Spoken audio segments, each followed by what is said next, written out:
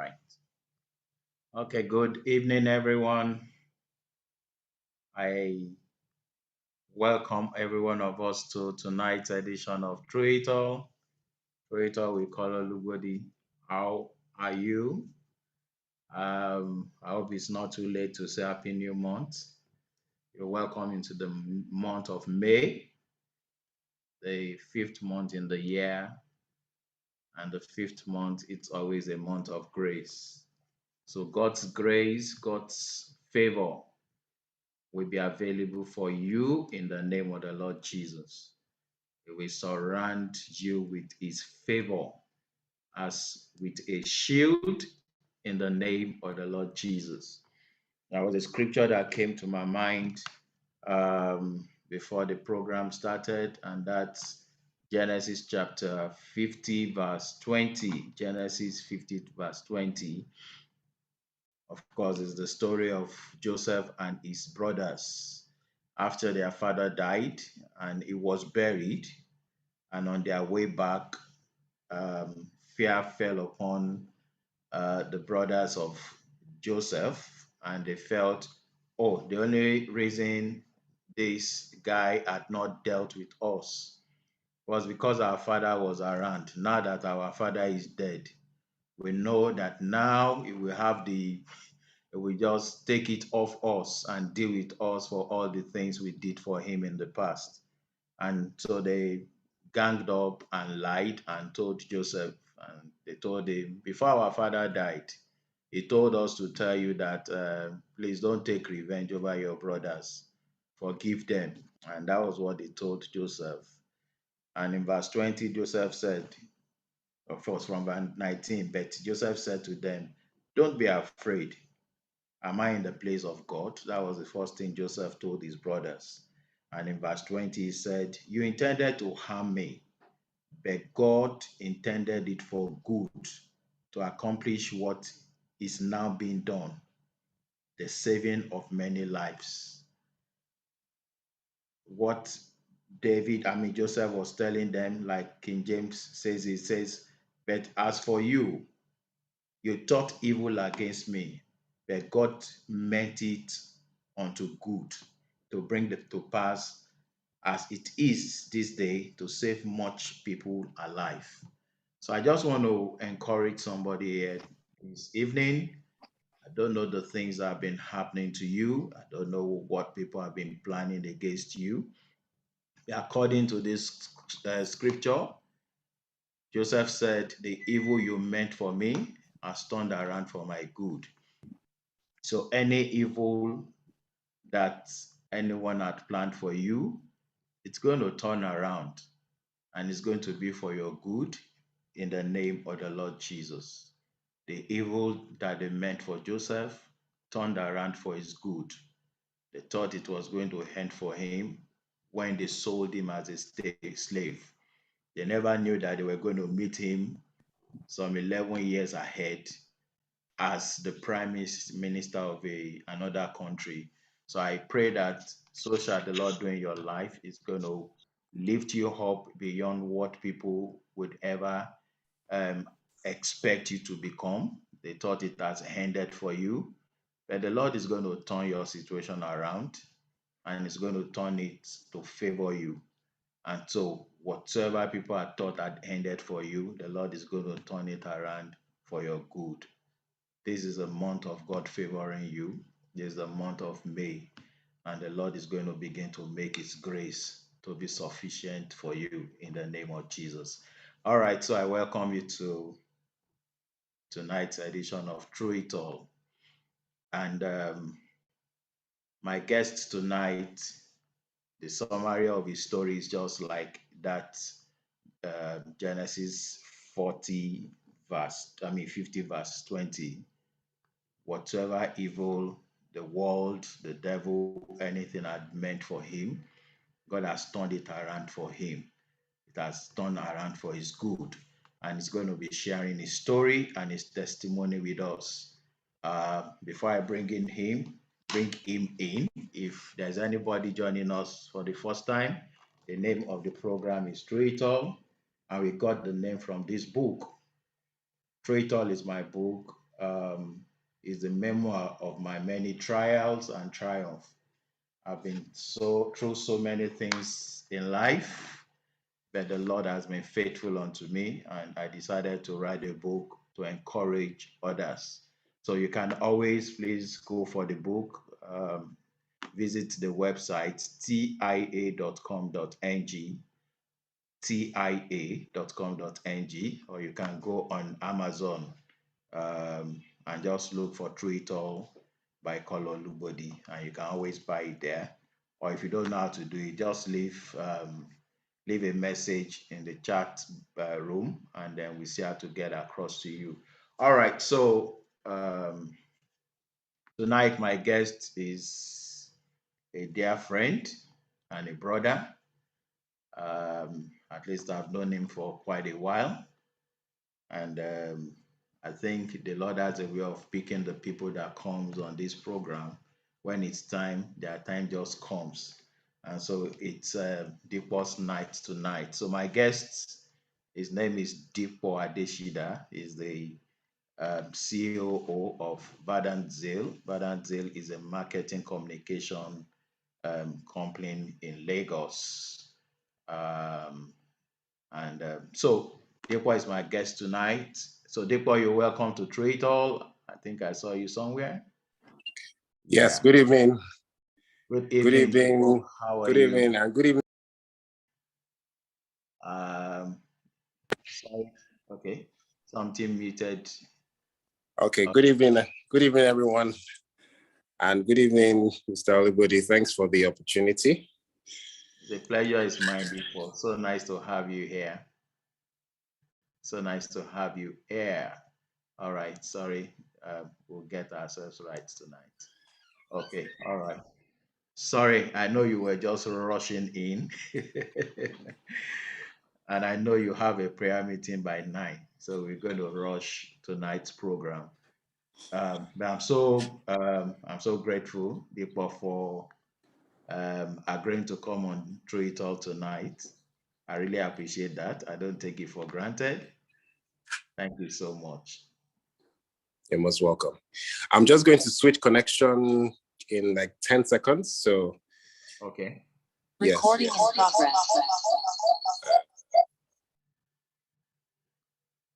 All right. So let's allow him switch, and then. Okay. I'm good now. All right. All right. You're welcome back. Okay, you switched to your laptop. All right. Great. Yes.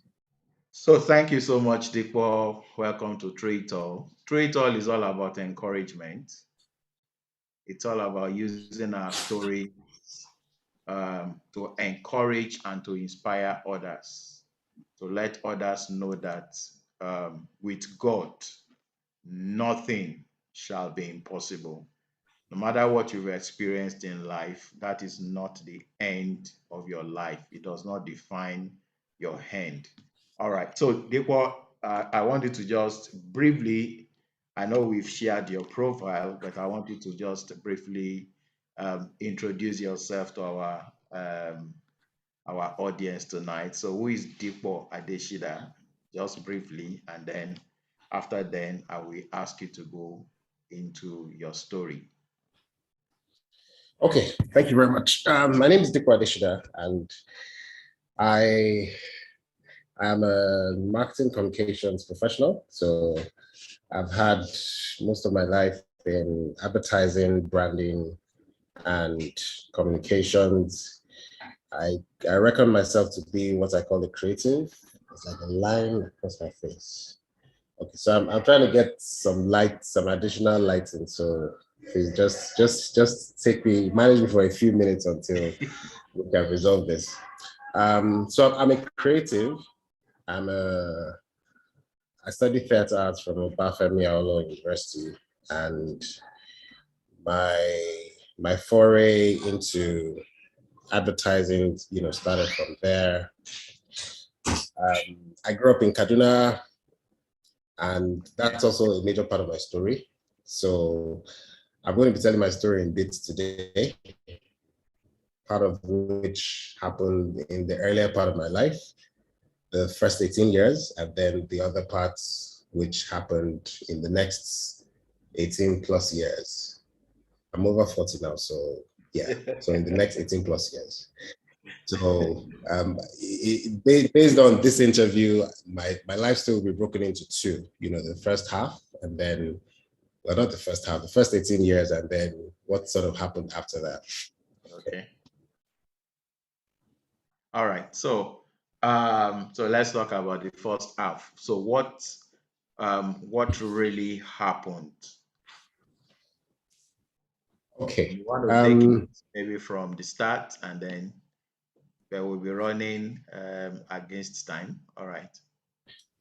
Okay. So I was born. I would say I was born restless. I was very restless for the very first part of my life. Very restless. I wanted to be a soldier. I wanted to be a pilot. I wanted to be a cook, a chef. I wanted to be many things, and I wanted everything to happen about the same time. So when eventually, I sort of finished secondary school, I had this feeling that, oh, I see some dancer people here. Okay. I had this feeling that I hadn't achieved what I had set out to achieve. It was a feeling of sort of like a midlife crisis in my my first few 18 years. So I just felt I had done many things but hadn't completed them. So driving was a major thing for me.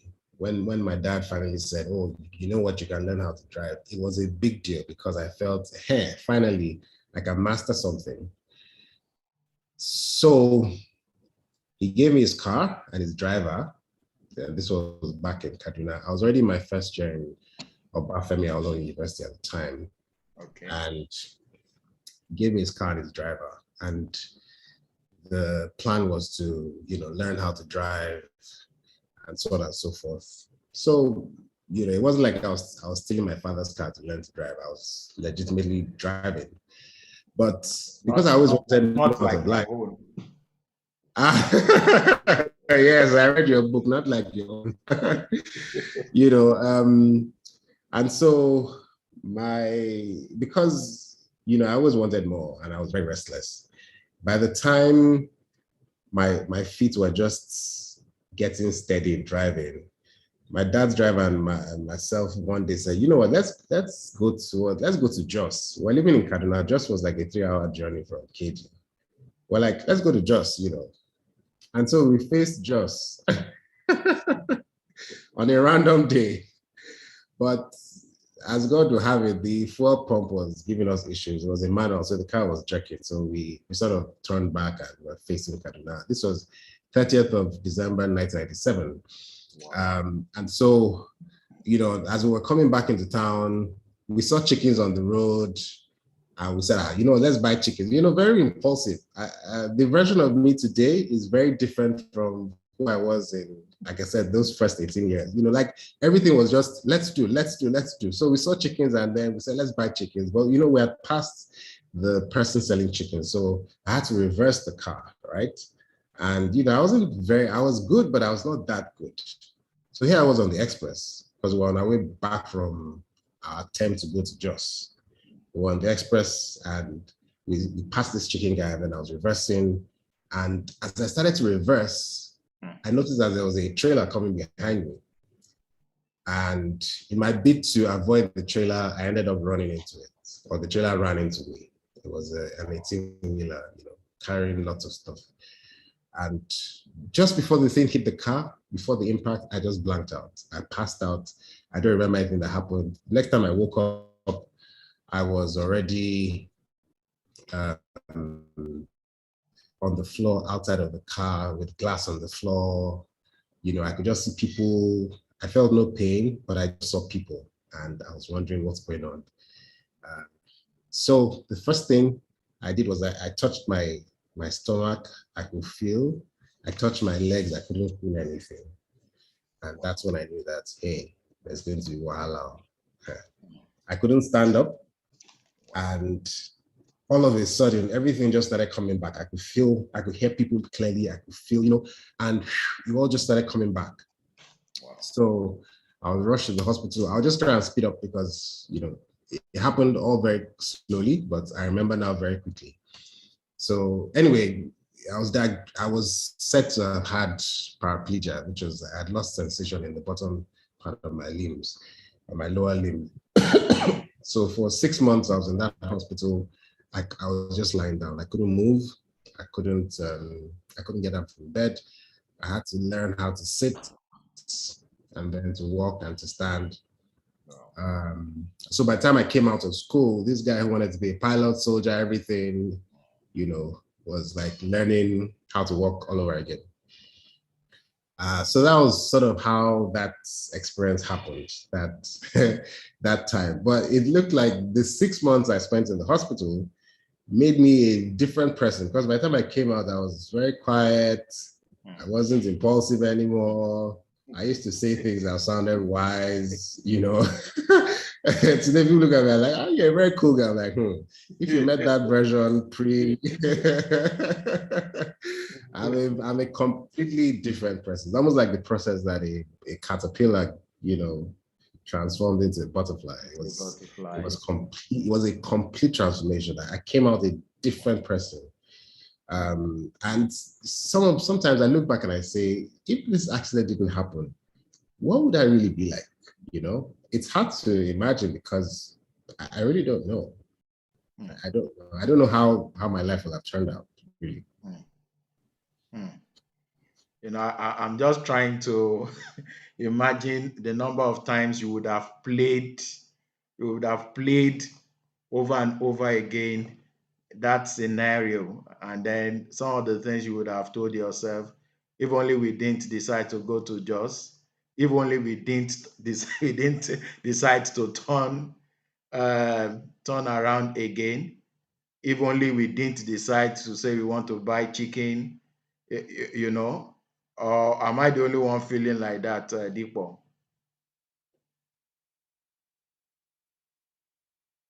I know he's trying to position his light and everything. All right, Dipo, we're expecting you back.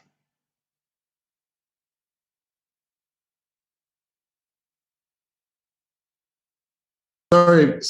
I'm so sorry, please. And I apologize to all of the guests. My apologies. I didn't envision today to be like this. It's just been one thing after the other. So I apologize. Could you take the question again, please? All right. So I was saying that I'm only imagining the number of times you would have played the imaginary video of that day over and over again in your head, and some of the if onlys that you would have been saying, if only we didn't decide to go to Jos, if only we didn't decide to turn back on the way to Jos, if only we didn't stop to buy chicken.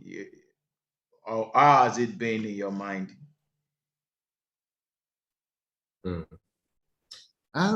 So surprisingly, Mr. Olubodi, it's actually the opposite. I don't think about it very much. And I'll be very honest with you. In fact, I think it was 2005. 2005 was the first time in my life that while I was filling a form, there was a box for disability. And it took me a very long time to check that box. Because in my head, I was like, no, this is not me, okay? Maybe a bit of that impulsiveness still remains, because even when the accident happened, I didn't think too deeply about it. To be honest, I wasn't sad, okay? I was angry, yes, that, I wouldn't be able to move as quickly and, do everything I wanted to do. But I wasn't unhappy. I wasn't bitter. I was more angry that the things that I wanted to do, I couldn't do. But I was just sort of making up things as we went, because, at some point I was the longest staying patient in the ward. So I'll start making fun of other patients as they would come. I would tell them, this guy, I would help the nurses to tell them, who was eating before their surgery, who was, so for me, that the 6 months I was an inmate in that place sort of became like a reality TV show. And everything that was just in my mind was just get back to school, get back to school. So I didn't really internalize what happened so deeply that it became like a milestone in my life. Now, the milestone I remember more was more around how, how I started to see life rather differently, how I realized that, suddenly life will present to you obstacles and you would have to overcome them. And I think before that time, I'd lived a very sheltered life. Like both my mother was a civil servant, my father was an accountant. I went to secondary school. I never failed an exam before, never repeated a class. So everything was just like going smooth. And then this thing just happened. So I think for the first time, it just sort of made me realize, okay, hold on, dude. This thing that has happened, why is it happening? What do we have to do about it? And how do we overcome it? And for me, I was just like, okay, so what do we do next? They say you cannot sit. Okay, so what do we do next? They say you can't walk. What are you going to do about it? And my mind was always on like the next thing that was going to happen and less about what had happened. And so because of that, I just sort of, God, I have to mention the God factor, because God gave me the grace to not to internalize it so much, not to signpost it as, this thing that has happened has just messed my whole life up, and I'm in such a horrible state and blah, blah, blah. I must say though that I did attempt suicide once, but it's not for reasons that you may think. So, so because I had done first semester and half semester in Ife, right? When I was going back, I had missed 3 semesters already. But there was a way that I sort of arranged it in my head that I was only going to miss 1 year and not 2. But when I was now going back to school, they said there was a special hostel for students in school, and that I could access the hostel. But I could only get the hostel if I had done my what they call hospital registration, health center registration. Yeah. And before I left school, I had not done it. So they now told me that I was going to be staying with the rest of the students in like our hall. I was like, no way, that's not going to happen. So I felt so bad. I wanted to, cut myself that day. But when I felt how our skin is very thick, I took the knife and I put the thing. I said, this thing cannot go easily. I said, no, don't worry. I'm going to live through this experience and we'll get to the end of it. So I think God has given me the grace to sort of not hold on to things too deeply. I don't really play back the scenario. I think more around, like how I moved from not like lying down for 6 months to learning how to walk. I think more around some of the patients that died while I was in hospitalization. And I think about like the time I lost and how I believe I've gained it back. I think about things like, I'm married today. I have a child. Like some of the things that I probably thought would have been issues today that God has sort of seen me through. So that disability profile, I've never really identified with until 2005. I was going to America for a fellowship program and I had to check that box. And I told you, it took me a long time. I'm like, no, I don't want to do this thing. But eventually I agreed to do it. And when I got to America, I found out that, well, they don't treat you like differently. You're just a normal person. And I was very happy with that. I was very happy too, because I sort of lived my life normally without any, I don't ask for help. Don't give one face, help the team. I don't do all, even most of the time they are conversations. I'm like, you know what? Let's just talk like human beings. Let's leave this disability thing, by the side. But I'm grateful, to be honest, because it's really God's grace that has given me that ability to just move on and not really build a castle over the scenario. I'm thankful. I don't, like I said, I think I have one picture of the thing. I don't even know where it is because I'm like, it happened, we moved on. So yeah, that's it. All right. Maybe you are one of the fortunate ones. But I want to, basically, the program is beyond us. It's all about using our stories to encourage others. What happened to you maybe happened to somebody listening to this, or somebody that's going to be watching this video after now. And the truth of it is that the person never pulled out of that condition. Some thought of the things that they would never be able to do in life again, and they just slipped into depression. You understand? And some actually went all the way and succeeded in committing suicide. And maybe there is somebody here still contemplating suicide because they had an accident that just took a part of their body away, and they just felt life has ended. Uh, and then, of course, if you want to combine it to what somebody like me experienced, maybe you were fortunate. Incidentally, I was in Ife also, and I knew what it was moving around Ife. At times I will have an interview, a lecture at health sciences, and then the next one will be at BOC. And in my own time, there was no Okada, there was no nothing. So I would need break from health sciences. Wow. And of course, I will have I have a lecture. The next, the next, what is it now? And Hour. so I have to trek. And by the time I'm getting to the other to BOC, they had gone like 30 minutes into the other lecture. You understand? Wow. Did you experience anything like that, Dipo? Yes, I did. I'll tell you a funny story. So the first day I resumed in school after being away for about a year, 3 semesters, I took a bicycle back to school. So because I prepared that, I was going to, integrate back into campus and all that. I learned how to ride the bicycle at home in Kaduna. Okay. My brother and my mom took me to school. They, checked me into my hostel and all that, and then they left. So here I was. I practiced.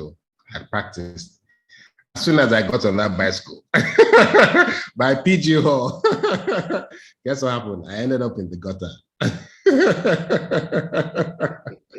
I fell into the gutter the first day I tried to ride that bicycle. And that was the last day I ever rode that bicycle on campus. So as I fell, I realized that this plan is not going to work. So I just packed the bicycle aside. I said, okay, so how are we going to survive on this campus? Prior to then, I hadn't climbed an Okada after the accident. So I had to test it that day. I think the exhaust burnt my calf. But wow. I said this Okada business is easier than this bicycle thing. The only problem was that I had not budgeted for Okada, so it meant running expenses that that I didn't have. So my survival mechanism was, once I go leave my hostel in the morning, I wouldn't come back till evening. I had to do everything on campus for the whole day. So if I had a lecture at 8 and another one at 1 and another one at 6, and I was very much involved in campus fellowship too. Campus fellowship usually be in the evening, say like 7 to 9. That's it. So as I go at 8 to 7:30 in the morning, that's it till 9 or 10. That's when we're coming back. So I think sort of built in me very adaptive skills to just make things happen as we go. Like, okay, if we're here, fine. There weren't a lot of people with cars in our time. I had a few friends, but sometimes someone will say, okay, they're going to give you a ride. Then they end up carrying you to everywhere they want to go and not where you want to go. So I was like, no, let's not do this. I'm comfortable in my own. Once in a while, I would walk around, but it was always too stressed. I'll start sweating. So most times, except we had lectures in, fortunately for us, most of our lectures were around Pit Center. So I didn't have to do a lot of walking around. But in the evenings, like going for fellowship, I would usually just walk leisurely. Sometimes I would see a well-meaning person that would escort me. But I found out that most of the time, people would just walk with me, like, friends, and just like, let's go now. And then we'll be strolling, and they'll be nice enough to match my pace, So we'll just kind of stroll to the next place, and we'll be there. Stroll to the next place, and I'll be there. Once in a while, if I'm tired, I'll just kind of chill. But, God raised helpers in my case. And the strain wasn't so much, because it wasn't like I went to school with a lot of money, but the strain was not overbearing. And I think maybe because I was so tired of staying at home that this this option of going back to school just had to work. Like, there was nothing else to go back home to do. Home was where I recovered. School was where I had to make progress. So everything that looked like an inconvenience for me was just like, you know what, don't worry, it'll just be for a while. And yeah, depressing thoughts once in a while, but they were usually more about missed opportunities. Like, I would feel, if everything was okay, this thing would have happened, and even after leaving school, it happened to me a few times while I was working. I remember one time in Port Harcourt, we were doing something for the River State governor at the time, and the Commissioner for Information, she just came to our waiting room and said, "Oh yeah, let's go." And I was working with two Caucasians. It was a crew of 4, and those guys just got up, carried their camera and all their gear, and started moving. And here I was trying to catch up with them, so I was in my head, I was running, right? But I tripped and I fell, and I fell like this. Up till now, this finger still hurts me a lot. Wow. And I fell, and nobody even looked back to say, "Oh boy, what's happened?" So I got up by myself, I dusted myself, and I continued walking. But that day I made up my mind that, you know what, any day I reach that place, that's when I get there. If it takes me 10 hours, I'm not going to rush for anybody. So this, say like they're closing something, I'm like, you know what, I'm not going to rush. I'll do my bits. I'll get up early. I will drive to the closest point. I will do everything I need to do. But to say I'm rushing to meet an appointment by trying to physically walk there, it ain't gonna happen. Whoever it is, that person will wait for me, or another opportunity presents itself. So over time, I also learned how to pace myself. Typically, I'm hardly ever late for meetings, hardly ever. If there's a meeting at any time, I make sure I'm there early. I've only missed my flight once, and I've been flying for probably 17 years. And that day was a client that caused it.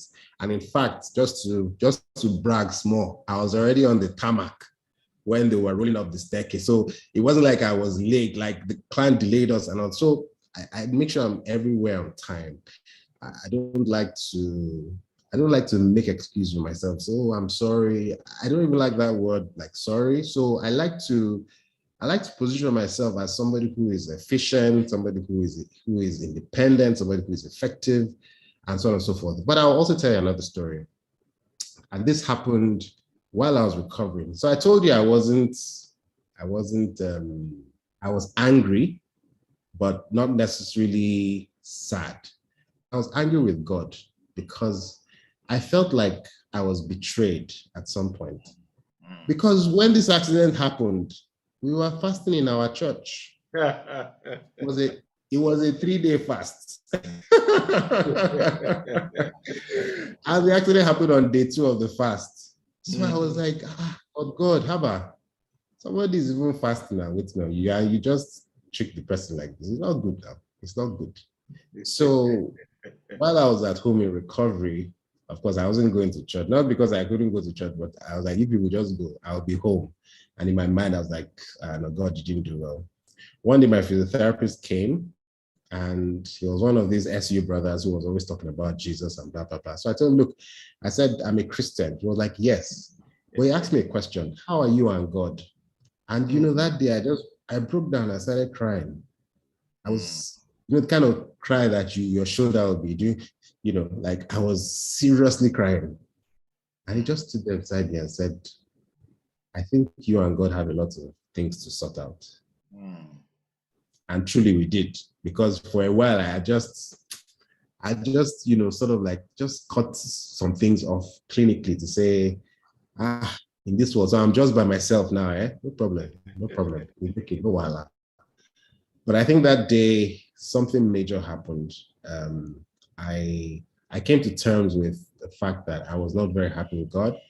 I felt betrayed. I felt like after all this fellowship we've been doing on campus and these prayers and everything, I know from campus they would write me letters then. I mean, there was no GSM. So people would write letters, your faith, word of faith movement, all those things. I'm like, hey, God, what am I not doing right now? I'm confessing, I'm praying, I'm this, I'm that. Like, come on, man, give me a breather.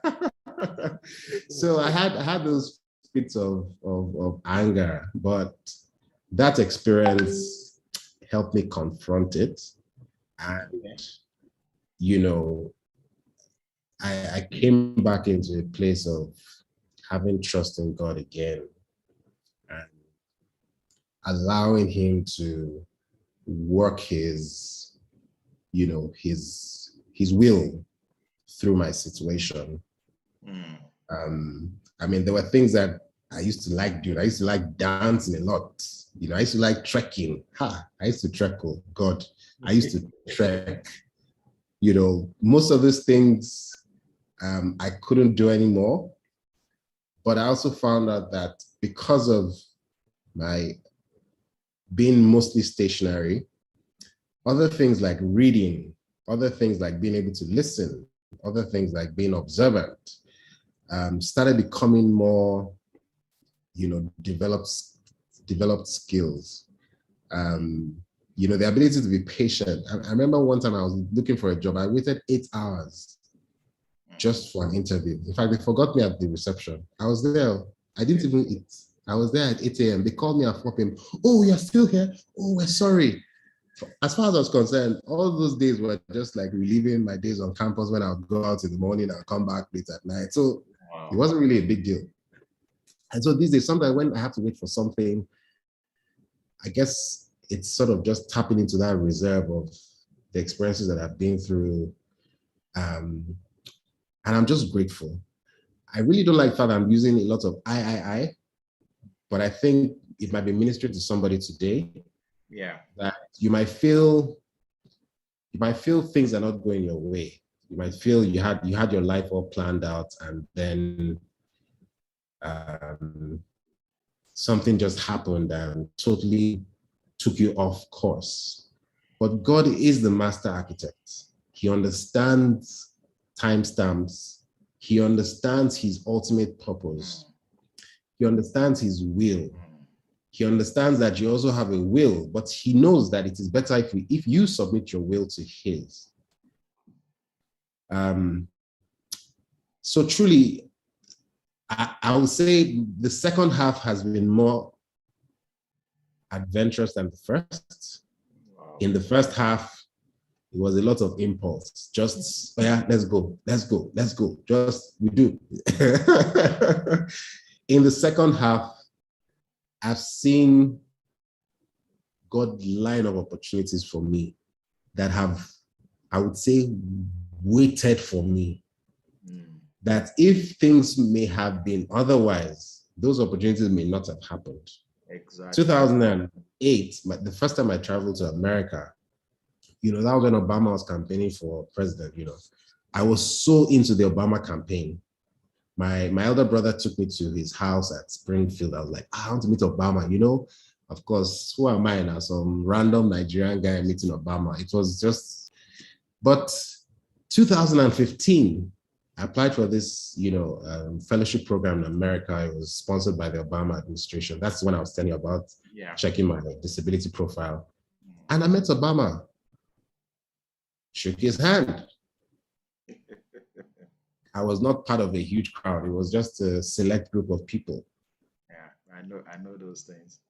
So when I look back and I think, how could this even have happened? Like how? Like how? It's the hand of God. It's his grand design of things. And it happens when we're yielded to him. I've learned to yield many things. I've learned to yield many things. On the day of my wedding, I cried. My mother-in-law was even yabbing me because, when you have a spinal cord injury, the first thing that is brought to check is your manhood. Like, would you be able to have sex? Would you be able to have a kid? Those things. And it was a cause for concern. I didn't have sex until I was married because I felt this is something that I would honor God with. So I wasn't doing girlfriend and all that. So I didn't test the equipment before I got married though. It was after marriage. And I went into it with a bit of apprehension that okay, we are shall married now. It had better work. But let me tell you the beautiful part. The first 2 years of our marriage, okay, well, we said we'll wait 1 year. And then the second year was like the longest year ever because the baby did not come. It was not like, And then when she came in the third year of our marriage, another beautiful gift. My daughter was born on the 12th of December, 2012. 12. And wow. That could only have been a gift, just a gift from God. Like, especially for those of us that don't remember birthdays very well. And I'm guilty of that. And when I just think of all of those things, I think of everything that happened post the first 18 years. I'm really just grateful. I'm thankful. I'm awed. I'm humbled. And I don't take it for granted. I mean, today I drive, and I drive. I learned how to drive by myself. One day I was supposed to go to church. I had a driver. I used to come 7 days a week then. One day he didn't come on a Sunday. And I was like, I have to go to church. So I entered the car. I said, this car, I was even on holiday. I said, this car, we're going to drive this car today. So I mean, just think about it. This was 2008. The last time I drove was 1997. And the memory of that was an accident. So in 2008, when my driver didn't come, I said, this car, we're going to go to church. My church was a Lagoon restaurant in Victoria Island. Zumba, by the way. I was living as a Molly, no Jojo. So I entered the car. I said, it's manual now. We use the walking stick to press this one. I drove around on Molly the first time. I drove around on Molly the first time. Nobody hit me. I didn't hit anybody. I said, okay. I drove around the second time. Same thing. I just came out of Molly through the side gate, the one by GT Bank, Berger, Ogudu, Third Mainland. Got to Lagoon. The only problem was when I now got to Lagoon, I could not reverse. I knew how to go forward, but when I had the accident, I was reversing. So that memory of reversing was still there. So I was like, hey, but I said, I will not let anybody know that I cannot reverse. So the place where I parked the car, that's where I parked it. I told them, don't worry, I'll come up very quickly and I'll move the car. But by and by, I got to learn how to drive properly. I'd learned how to drive in this Lagos. That was everything. That's it. That was where I started driving again. So that means you need to use your walking stick. No. You need to press the clutch. No. Eventually, I figured it out. So I use both legs. I use my left leg for the brake, and I use my right leg for the accelerator. Okay. My right leg is very, very slow, but that's the one that controls the speed. So, and I don't drive slowly. I'm a self confessed fast driver. So I use both legs on the two pedals at the same time. The brake just because anytime I need to stop the car. But I mean, these days I don't even think about it anymore because I mean, I've been driving now. It's been a while, like 13 years or so. So that's it. That's it. For someone who may be wondering what's going on, I want to encourage you to trust in God. Yeah. And this is not this is not like a cliche, trust in the Lord, you know. It's to understand that he knew about it, or he knows what has happened to you. It may not be pleasant. It may not be, you may not feel you've been dealt the best cards, but trust in him that he would convert everything that has happened in your favor. Just trust in him.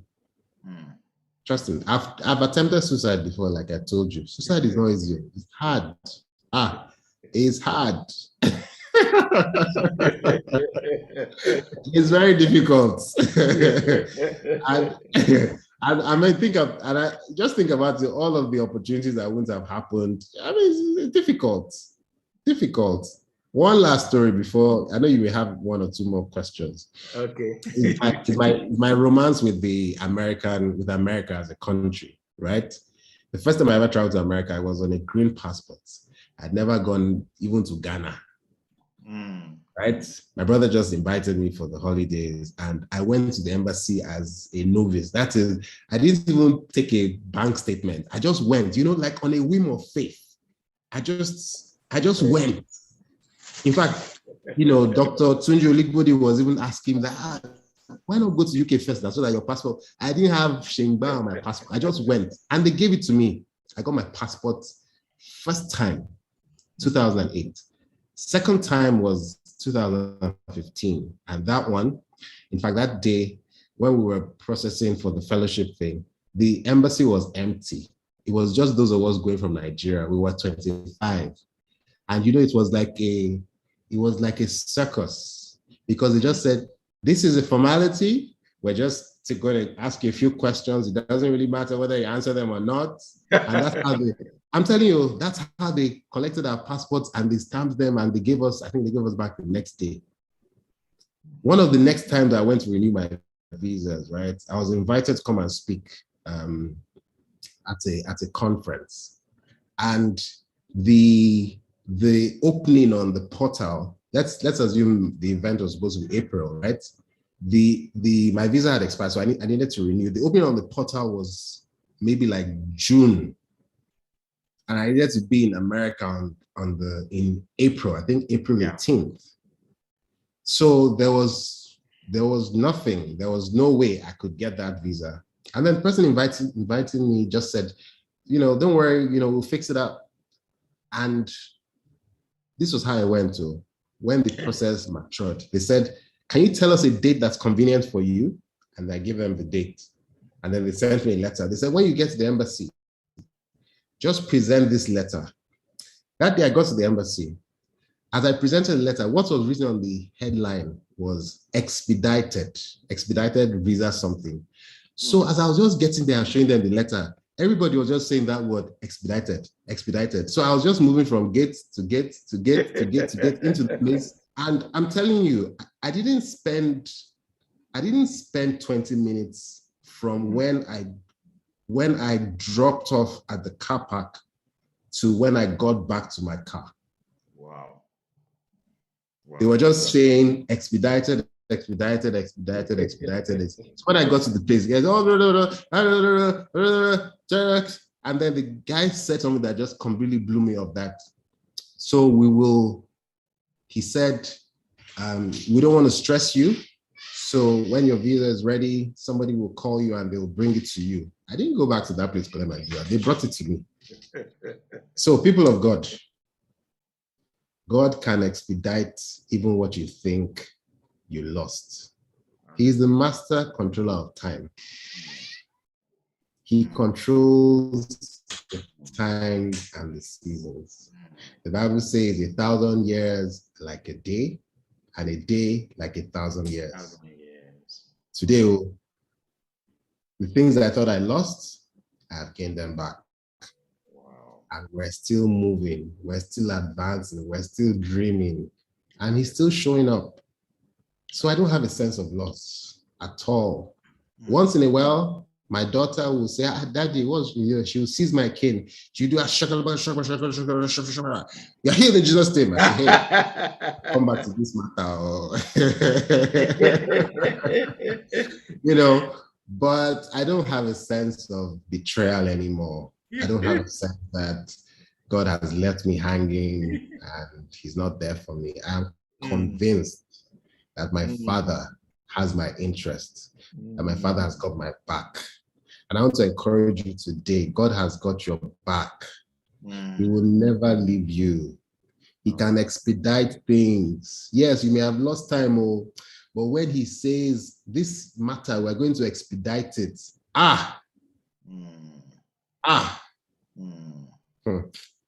Let me do like a typical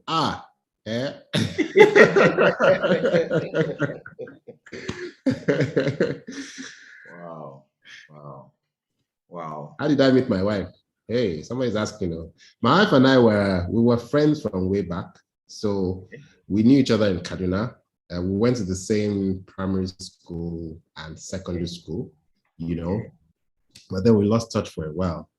But sometime in 2007, we were just doing, that was when MTN was doing midnight calls. So, we used to talk then, but I was dating one other girl. Eventually we broke up. Anyway, it's called a long story short. My wife told my wife now told me then that, there was one guy that said he was going to marry her. I was like, somebody wants to marry you. What do you mean? I was in Lagos, she was in Abuja from August 2007 till December 2000. To January 2000. December 2009, because we got married in January 2010. I was in Abuja every month. All my life savings, I'll use it to be entering aero contractors and I was flying to Abuja. I said, you this girl, I'm going to marry you. I'm not giving any room for you to be telling me that somebody else is dating you. And again, we go back to that impulse thing of, you are the one I'm going to marry. I've been had to today that she never told me yes, but Asha said you are the one I'm going to marry. And we did get married in 2010. Oh, wow. All right. So any challenge from your wife's family while you are still on the way? Was there any reservation? Not really. In fact, on the flip side, it was from my mother, not from my parents-in-law. It was from my mother. So my mother called me one day and said, that my wife's family, my wife to be's family doesn't have an issue with. I said, issue with what? She said, now. I know Yoruba people, we speak with very high contexts. She said, are they comfortable? I felt so angry that day because I told you, like in my head, everything is okay. In my head, like there is nothing. So I felt so upset with my mother that day. We had this bitter argument. In fact, my father came and my father sided me, which I liked. God bless him. May he still rest in peace. But my mother told me that I should not sweep anything under the carpet, that I should talk about it. I said, okay, I will talk about it. So I spoke to my wife. She was my girlfriend at the time. She said, I know you now. Like, she didn't have an issue with it. She didn't seem to have an issue with it. It wasn't surprising because I didn't have an issue with it.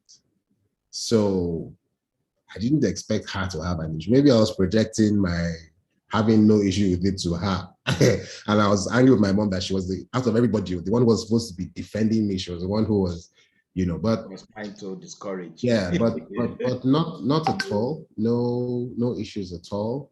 None that I can recall. No, none that I can recall. Wow.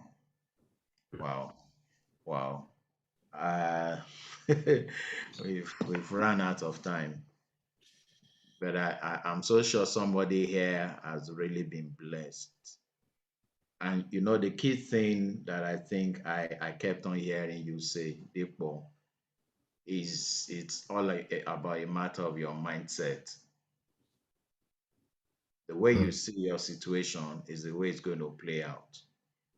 If you feel like whatever you have gone through or you are going through, this is where it's going to end, there's no way out again, my life can't amount to any other thing, it seems to end there. So Dipo is where he is today because he refused to allow whatsoever happened to him to deter him from moving on in life.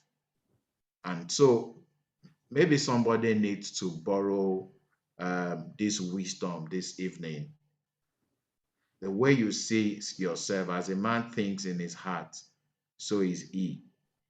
If you say you see yourself as a grasshopper, the Bible said those spies, when they were told to go check out Canaan, they said when we got there we saw giants, and before us we were like grasshoppers. And then when we got close to them, they started seeing us like grasshoppers. They were the one that started the thought that we are grasshoppers. Then the sons of Anak also saw them as grasshoppers. Stop limiting yourself. Stop using your mouth, your mind to degrade yourself and to finish your life. I hope somebody needs to really learn this. Dipo, before I let you go, let's talk about your book. The Your French teacher, what's the name of it again? My French teacher had an Igbo accent. Yeah, your French teacher had an Igbo accent. What is it about? Who is that French teacher that is speaking Igbo? Okay, so I can see a comment from Oladipo in the comment section talking about um, was there anything or word of assurance from God that helped me focus on my life's purpose? So my French that had an Igbo accent was a product of my writing over a period of time. Like I said, I work in advertising, marketing, and branding, but I'm a writer. So I majored in writing from school in script writing, and I've done quite a lot of writing. But I thought I needed to have a body of work that would be an extension of some of my perspectives on life, some of my experiences. So my French teacher had an Igbo accent. And Mr. Lubodi, I think I can stretch it for another 10 minutes because Okay. I have the need. I feel, let me speak like a pastor. I feel a release to. I'm just joking. So I think we can stretch it to 10 minutes after 9, because there might be word for someone here today. Yeah. So that book was a product of my perspectives on life, right? Growing up, how my relationship with my parents, especially my mother, like I said, I was very restless as a kid.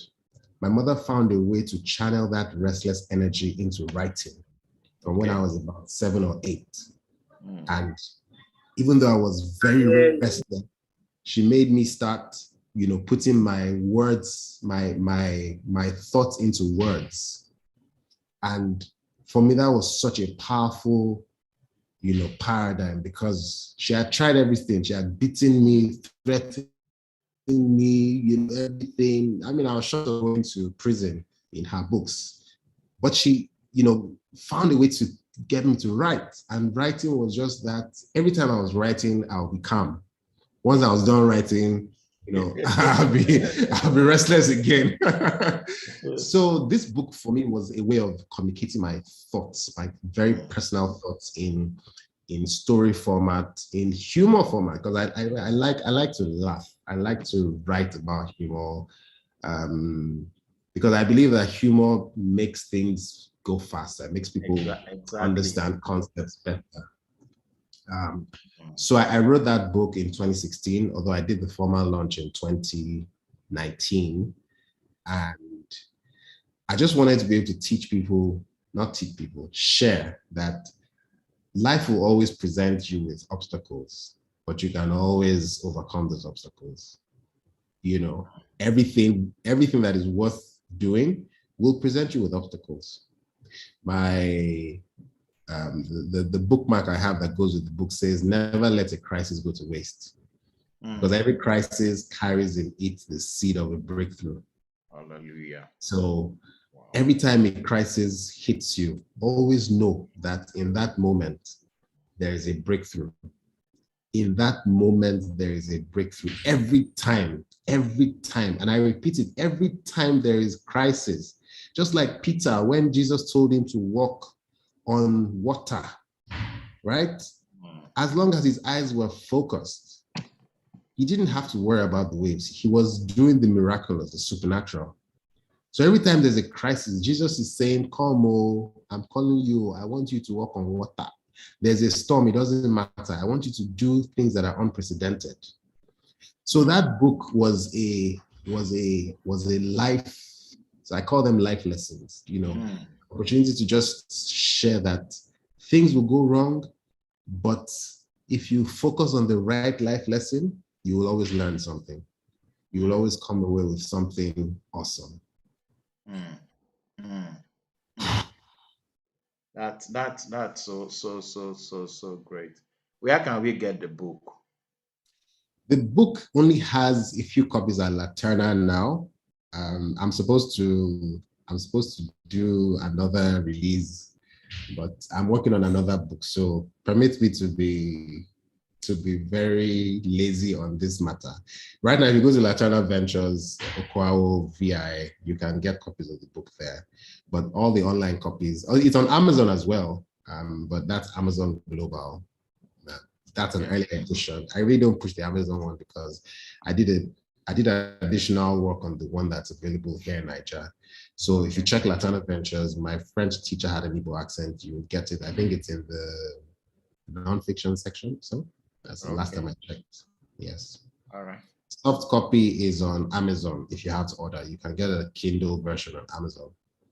Okay. All right. Thank you so very much, Dipo. Thank you. Yes, sir. The evil that the devil meant for you has turned around for your good. I'm so sure the devil is a bad devil, like you always say.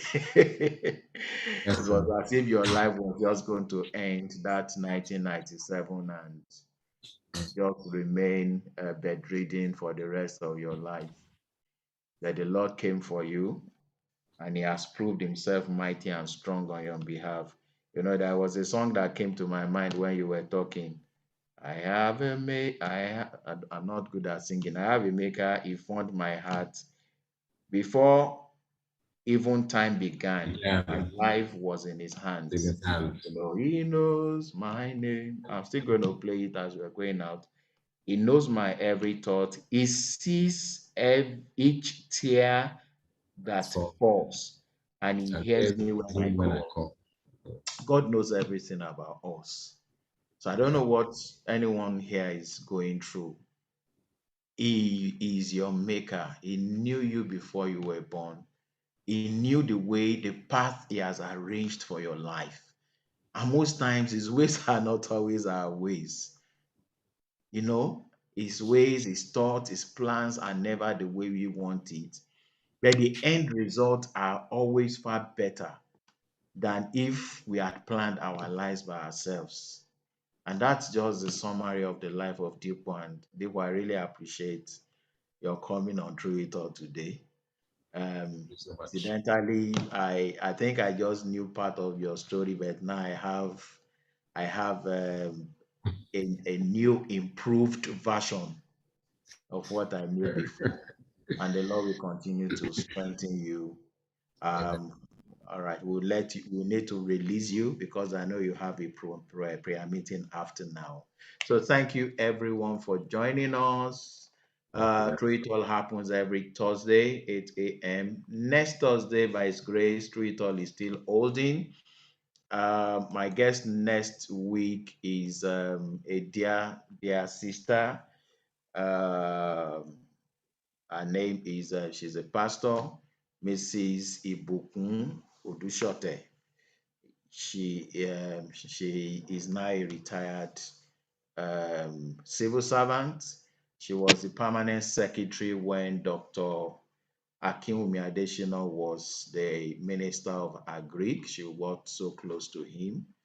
And she and her husband, they both pastor um, in Foursquare in Abuja. So she's going to be my guest next week. I listened to her story last month and it blew my mind. And I said, you're coming on this program. So please don't miss Through It All next Thursday, 8 p.m. You're going to learn from her wealth of wisdom, wealth of wisdom, And then, of course, Through It All is there. Visit tia.com.ng and you can order for the book, or go to Roving Heights website. You can get Through It All there, and amazon.com. Just search for Through It All by Kolo Lugbodi and you will get it. I appreciate everyone. Sister Fadeke, thank you so much. It's really always nice having you here. Bro Kunle and Adeshawa, nice to have you here. Akinshola, Ajibola, Ayomide, Emmanuel, Bimbola, Covenant Harry, you were asking some questions. You can still ask me after now. Gbemisola, thank you. EFCC2 is here. I don't know whether that's your name. But nice to have you here. Pastor Femi Ogundeji, thank you, sir. Mumi, nice to have you here. Auntie, thank you. Pastor Mrs. Fumi Odeyemi, Feolua, Badamosi, thank you. Sister Ife, thank you. Mr. Jola, Itunolubodi, thank you. You stayed up to this point. Thank you. Professor Kende, thank you, Uncle. Always nice to have you here. And my dear brother and friend, Brother Matthew Olaleye, I almost called you pastor, and you said I should not call you as pastor.